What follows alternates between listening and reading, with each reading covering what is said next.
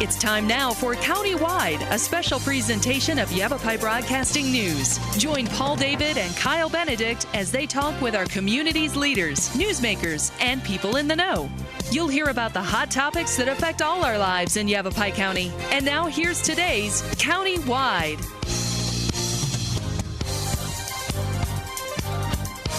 Welcome to Countywide. I'm Paul David. Great to have you in studio with us today. Becky Salazar is in studio with Animal Disaster Services. You are the president. I am. Nice to meet you, President. Welcome back, I should say, right? Thank you. Yeah, we had you in shortly after the Yardell Hill fire last time. Yes. Because it was such a unique situation at the time where it wasn't just people's dogs, cats, and birds coming to you, but we had goats and pigs and cows and steers and horses.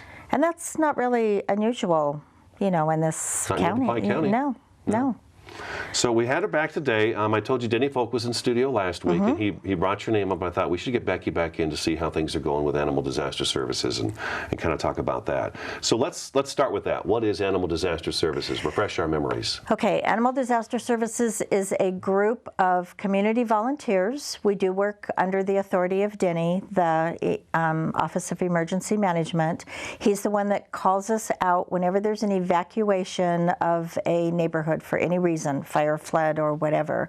We will set up a temporary pet shelter for the pets of the evacuees. I like to use the Red Cross as an example. It's a Red Cross for animals is basically what it is. And we will man that shelter 24 hours a day, 7 days a week for the duration of the evacuation at no cost to the people. That's a big job. It is a big job. I mean, it's one thing to take care of people, but these are animals. They can't really tell you what's going on. No. And they're people's beloved pets, too. So, you know, they're not animals that are given up to a shelter where no one really cares. You know, they're important to these people. And we usually do set up near the Red Cross so that the people can come and visit their animals, because that's important. It has a very calming effect for them, and it's a very stressful situation to be evacuated, and it's stressful for the pets too. I was going to say, yeah, I mean, you know, we're out and we're already stressed because we're not in our own home, but yeah, animals are completely different. Right. We were talking about animals have personalities. You've got one that's really friendly and one that's really shy, and I can't imagine are they all in kennels and cages and stuff inside? They're in kennels and cages. We try, we'll put them in an appropriate sized kennel for them when they first come in, and a lot of times we'll even cover it with a blanket, you know, give them one place where they can see out, but just to give that calming effect initially.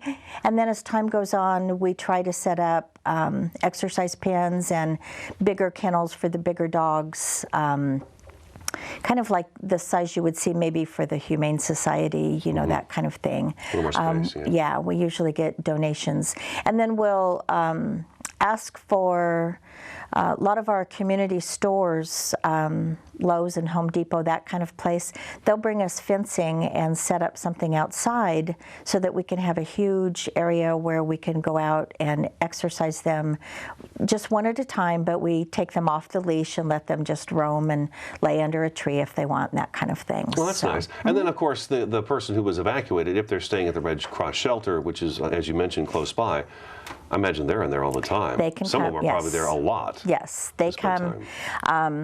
You know, I can't remember if it was the Dosey fire or the Yarnell Hill fire, but we had one man that was obviously very traumatized, and he would come in and sit in front of his dog's kennel.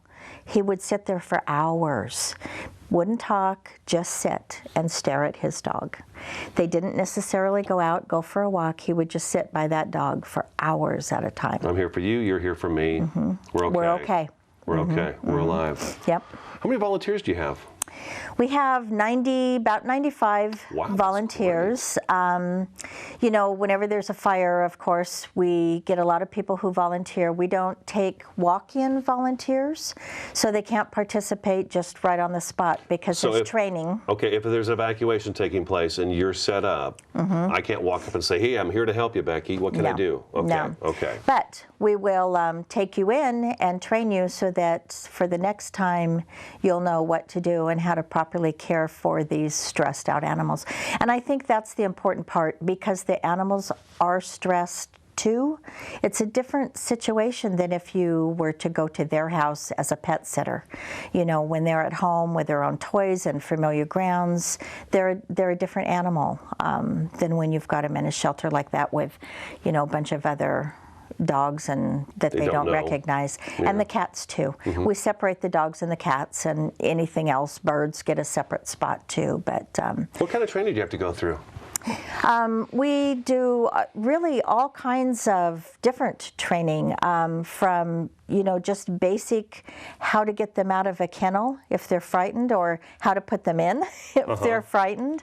An example, the Crown King fires that we had several years ago, I don't think any of those dogs had ever been on a leash or in a kennel ever. You know, they're out there in the middle of nowhere. They probably just run free. You know, they go out and go potty on their own and come back in without any kind of leash. So that was a unique situation. To get them into a kennel was hard. So just things like that, how to not stress them, getting them in or out, you know, how to go through their day to lessen their stress.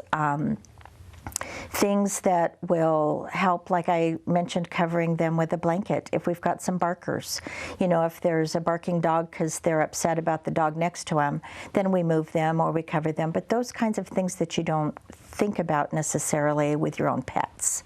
How to properly walk them. We walk them one at a time, you know, separately. We don't go out two together and walk two dogs together, because again, they're in a stressful situation, and that can be the second dog, even if it's a family dog.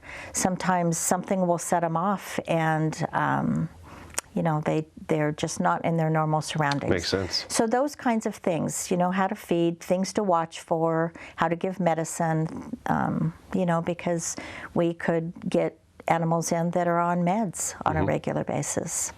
So those kinds of things. Lots of things to think about, almost like us. If I'm in a Red Cross shelter, there's going to be somebody who's going to be making sure I'm not stressed out, that I have what I need because I'm not in my environment. Right. Yeah, so pretty much the same thing. Right. Yeah. Wow, amazing. And people, you know, you can talk to people and they can tell you what's bothering them. The animals can't. So you really have to watch them very carefully. And you get a pretty good knack for it?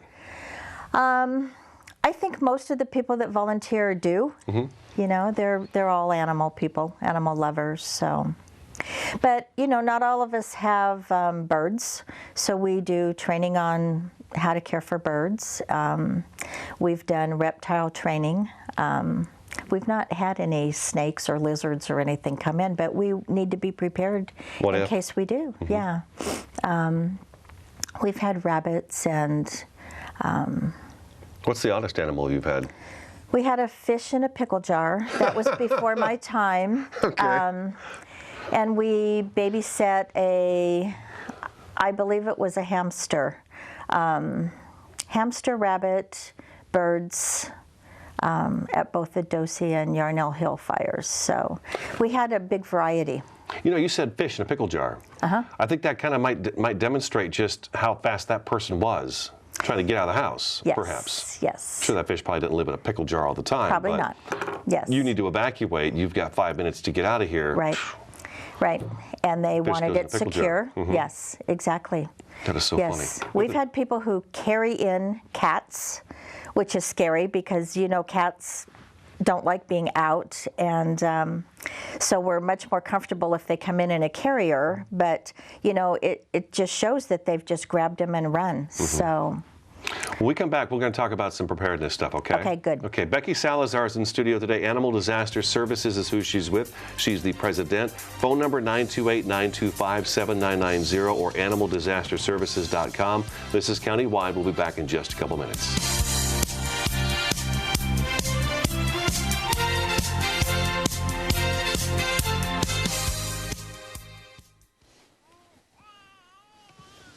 So they say it's a man's world?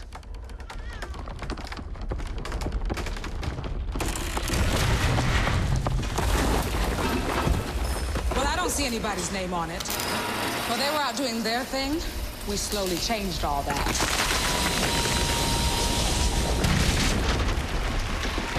We changed all that.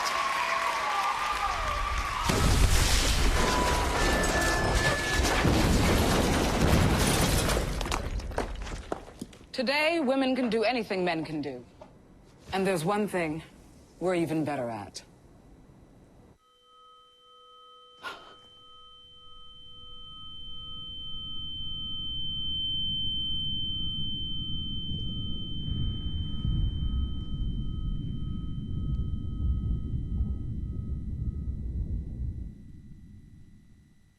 Pretty much a good day for me would be people leaving their hands off of me. I'm always called names. Everywhere that I go, there's always someone calling me names, calling me gay. I've been choked, thrown up against a wall, punched. Nobody's ever tried to help me.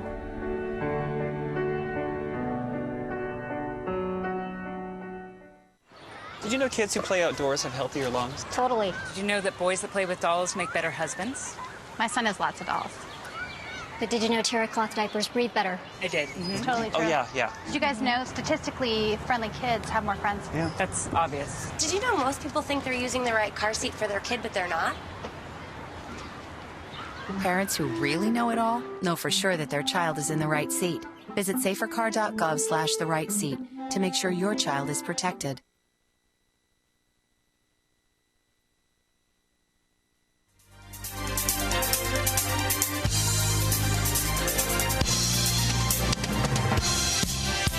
Welcome back to Countywide. Becky Salazar with the Animal Disaster Services Program in studio today. 928-925-7990. Phone number for you there. AnimalDisasterServices.com. You can go to that website and find out all kinds of information as well. Question we had while we were in the break, multiple pets. Some folks, you mentioned before the show, you have 4 cats. I have 2. Cats. So if I brought you, say, 2 dogs, 3 dogs, or a few cats, are those animals kept together? It varies. Initially, we will separate them because we've talked about that stress factor. But we will put them maybe next to each other. Well, you know, the kennels will be next to each other so that they can see that they're there together. We might try putting them in an exercise pen together to play, depending on how they're doing. We've had family dogs. We had a family of 4 dogs, and they seemed to be stressed by being separated, so we put them together, but then they were nipping at each other. And we actually had a fight between them when we were walking them together. So our desire now really is to keep everybody separate, to keep them safe, but we will watch closely, and if they seem to be stressed by being separated, we'll give them some playtime together and that kind of thing. Kind of play it by ear. Yes. Yeah. Yes. No case is the same. As we talked before the show, all animals have different personalities, and so who's going to mesh and who's not going to mesh. And cats always, they get their playtime one at a time because cats don't seem to get along with anybody, so. Sometimes, huh? Yes. Sometimes. We want to talk about being prepared, and we were talking a little bit off the show that I've got a cat. We have 2 cats. I had a dog for 14 years, and now we've got a couple of cats. So I keep a cat carrier right by my front door, so if indeed we're ever told we need to leave, we've got some place to put the 2. Good for you. What are some of the things we should be doing to make sure we're prepared in case we have to evacuate for our pets, as if we were home? And then we're going to talk about what if I'm at work, my wife's at work, and now we're being evacuated. All of a sudden there's an evacuation, right. So if I'm home, what should I be able to do? Well, what you've done is perfect, having the carrier right there by the door. A lot of people have them in the garage, up on a tall shelf. You know, the car might be in the way, something like that. So having the carrier right there handy, especially starting now and through the fire season, it's very important. If your animal is on any kind of special diet, have a big baggie full of good point. Food. If they have medication that they take on a regular basis, have an extra set of that right there where your evacuation stuff is. That's very important. If you have an animal that's afraid of the carrier because maybe it only goes to the vet, you know, and so you have a hard time when they see the carrier, they're going to run and hide. Spend some time with that carrier out just in the middle of your living room for a while and put toys in it and put treats in it, things like that, so they're not as traumatized when you're trying to shove them in there. That's a good idea. And then we talked about the 5 Ps with Denny Folk. Yes. And so, yeah, when we talk about our prescriptions, we should be thinking about our pets' prescriptions as well, if they have any. Right. Okay. You know, there's always the possibility that you could get some of that from a vet or another store, not in the evacuation area in time, but in the midst of an evacuation, it's very, very helpful to have it right there with you, because you may not get, you know, when you're going to go and check in at the Red Cross, you need to check in your pets with us. There's a lot to do when you're evacuated, so it may be a while before you could then get to the store. Think so about how much easier life will be right there too for you. It's already chaos. Exactly. Yeah. I have a cat on a special diet, so it would be very important that I have that food ready to take with her, because you can only get it from the vet. So, you know, I may not be able to get it at the moment that we evacuate. Okay, I'm here. My wife's at work. We've got 2 cats at home. What do we do if an evacuation happens and neither one of us are there, and then we go back home and they've got it all cordoned off? Because sometimes that happens. I mean, evacuations, it's now. Yes. Pretty much. And they won't let you in. Right. They don't care that you have pets in there. Not that they don't care. That wasn't a good statement, but it's dangerous. And that's the reason why they've evacuated. And that's an excellent question, and one that we try to get people to think about. We call it the buddy system. A neighbor or a relative that lives very close by, get to know each other's pets, exchange a key, or let them know where you're going to hide a key. And if there's an evacuation called, they call your house. If you're not home, they simply go there and evacuate your pets. You do the same for them if you're home and they're not home. And it's very important that they know your pets, because if you have an animal that hides, I do. So it would be very important that they spend a lot of time ahead of time getting to know that animal, so the animal's not quite as afraid of them, and then you letting them know, here's where to look. You know, when you come through that door, this cat's going to run and hide, but here's some of the places that you can look. They may have only just moments to find that animal. So the buddy system is very, very important. I just recently lost my buddy system person. She moved. So I need to now track down somebody else who can go get my 4 cats if I'm not home. And people think of not being home like being at work, you know, but you might just run to the store. Right. And, you know, then you get back and the fire's moved close to your area, and now you can't go back in. We can't stress that enough either. I mean, Denny Folk has said it, the sheriff has said it, Yavapai County Search and Rescue folks said it, that, you know, it's too late when told to evacuate. It is. And you just don't have that time anymore to go through your house and pick and choose what you want and don't want. Right. You need to know that all ahead of time. And even at the point that they come and tell you to evacuate, even if they give you a couple of hours, don't wait. Do it. You know, don't pack up everything and go. Don't wait for them to come back and say, okay, it's time, or okay, you look like you may be off the hook. Pack up now and go, because it might move faster than expected. We've seen that happen. We have. And I've talked to people in a shelter who were startled by the fire at their door and how fast it got there. And they basically ran out, got in the car and left, and could not get their animals. And they're traumatized. Of course they're traumatized. So if you know what's in your area, get ready and go. Be prepared. You can always go back. Right. You know? Be prepared is always the message we have with these shows. We're going to take another break. Animal Disaster Services, Becky Salazar in studio. Phone number 925-7990, animaldisasterservices.com. I'm Paul David, Countywide, back in just a couple minutes.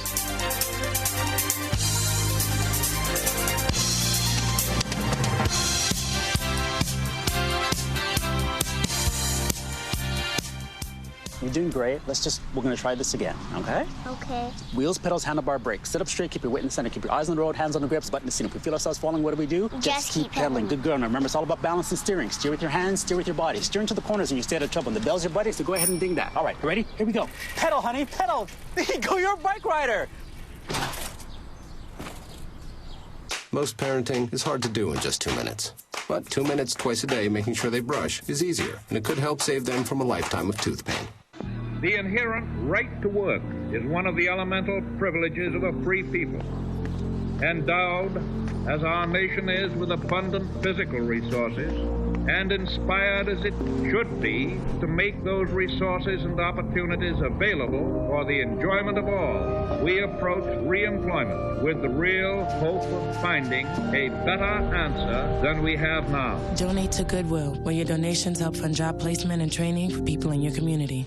This new dad is picturing a tree house in the sky, but he's ignoring the instructions. Good luck, big guy. His kids know that he's building without a clue. Never been so good with nails and glue. Now we're trapped inside a box. I hope mom knows what to do. Mom! See, you don't have to be perfect to be the perfect parent. Thousands of siblings in foster care will take you just as you are. They told me a bottle couldn't dream. That I would never become a superhero.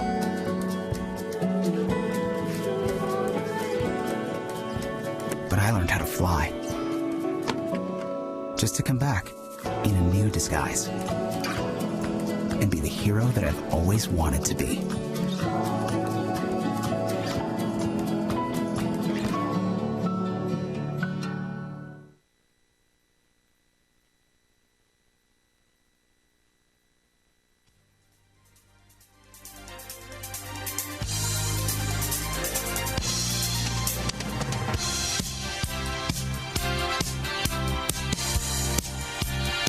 Welcome back to Countywide. We've got just a couple minutes left of the program. We were talking off camera there about, you had mentioned that you're usually set up near the Red Cross. Right. And there's not necessarily a set-up area in each community around the county. No, there's not. The sheriff's office should know that when they evacuate you. They should know where to send you for the Red Cross, and we'll be, like I said, close by. They may not know, so just listen to the radio because it will be announced. But the last 2 fires that we've had, they've been actually in Prescott at Yavapai College is where the evacuation site has been. Mm-hmm. Prior to that, they were frequently at schools, which serves us well because we could have lots of rooms for, separate all the different animals. But for the Red Cross, they have to be ADA compliant. So they're starting to look more at this centralized locations. Gotcha. Large animals, what are some of the challenges there? Because, I mean, you do. You mentioned that you get them all the time, though. We do. It's pretty common, so. Yeah, horses mostly. The challenge for us is because we're not all large animal knowledgeable. I don't know nothing about horses, so we make sure that we have people in our group that are very knowledgeable, and those are the ones that we send. They're always at a separate site, and we send people who are very knowledgeable about those types of animals. So when you get there, when you get there, do you kind of look and see what's coming in and say, okay, we need to get Tom over here because we've got horses coming in? And yes. Okay. Actually, we have somebody at the site at the Emergency Operations Center. And so they tell us, they try to give us a little heads up. We're evacuating the next area. You may get, there's 40 homes, or there's a ranch, things like that. I guess you're so organized, we kind of aren't have you? a heads up. We try to be. You have to be. That's what the training is for. Yeah, and that's, yes. That also eliminates yes. the stress on the people and yes. the pets. When they yes. show up, you guys are ready to go with your big yes. smile on your face. And right. So sorry Calming this is happening. words, and yes. Yes. We'll take care of everything. Don't worry. Fido here is going to be just fine. Yes. Great yes. to see you again, Becky. Thank you. Thanks for having me again, because it's important. Yeah, you're a yearly guest, I think. We should have you back every year, I think, just to kind of refresh us on this stuff. Refresh people on, what to do. Animal Disaster Services, they'll always take volunteers, I'm sure. Phone number 925-7990, animaldisasterservices.com. That's today's Countywide. Have a great day. We'll talk to you again next time.